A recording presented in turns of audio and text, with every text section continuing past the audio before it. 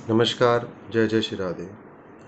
दोस्तों, कैसे हो आप सब? उम्मीद करता हूँ कि सभी सुखी होंगे, संपन्न होंगे, आनंदपूर्वक होंगे। जैसा कि आप सभी जानते हैं कि इस वर्ष 2024 में मई के महीने में 1 मई से देवगुरु बृहस्पति 12 वर्ष बाद वृष राशि में पहुँच चुके हैं।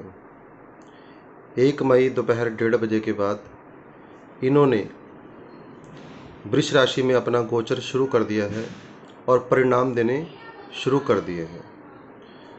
तो जितने भी कन्या राशि वाले हैं, जिनकी जन्म राशि कन्या है, नाम राशि कन्या है, उनके लिए यह आज की वीडियो बहुत ही लाभप्रद होगी।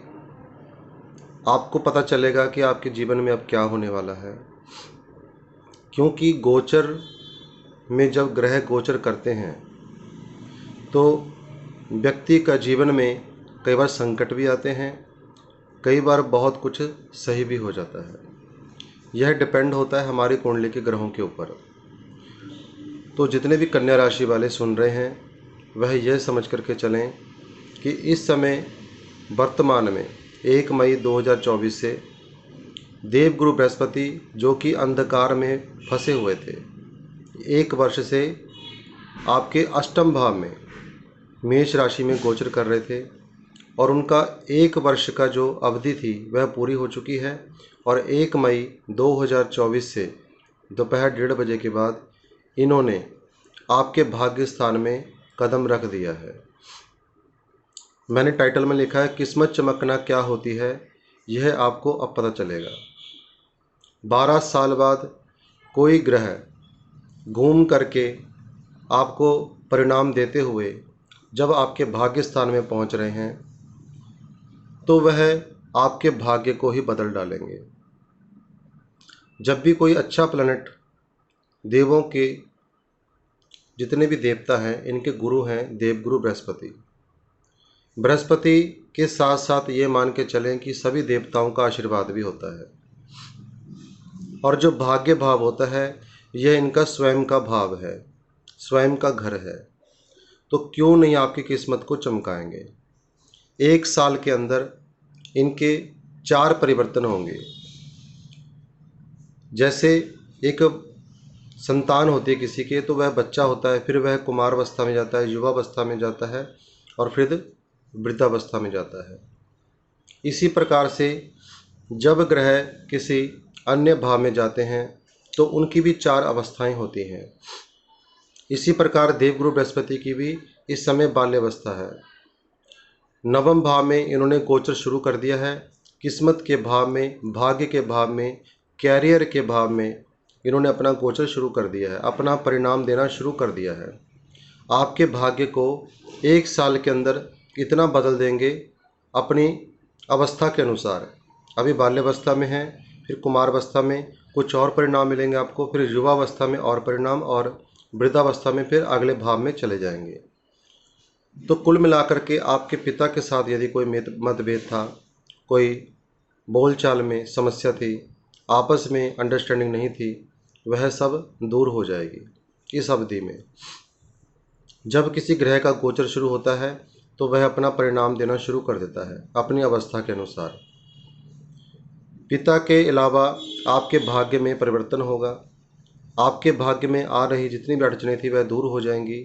आपका कैरियर मजबूत होगा, आपका स्टेटस मजबूत होगा, आपकी वाणी मधुर हो जाएगी, क्योंकि एक ग्रह के चेंज ओवर से बहुत कुछ चेंज हो जाता है।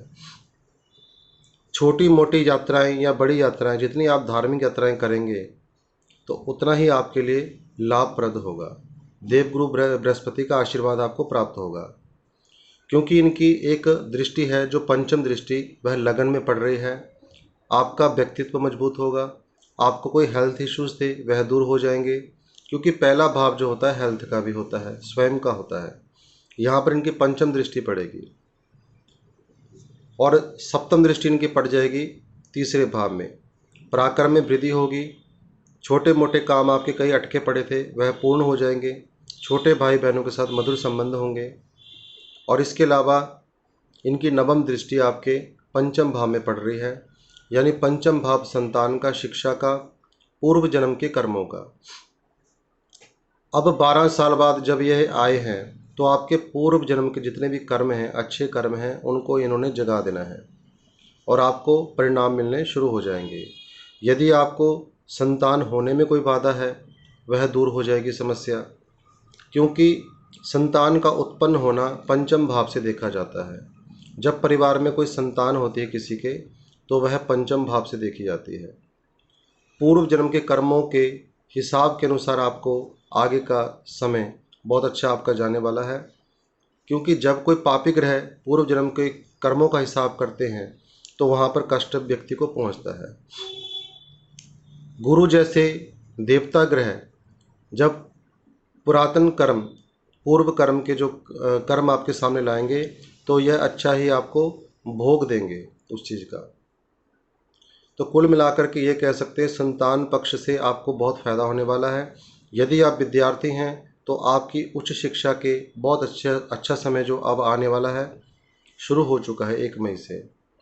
आप जिनकी भी कन्या राशि है उनके लिए कैरियर, भाग्य, संतान, सुख, शिक्षा, पूर्व जन्म के कर्म, ये सब उदय हो चुके हैं।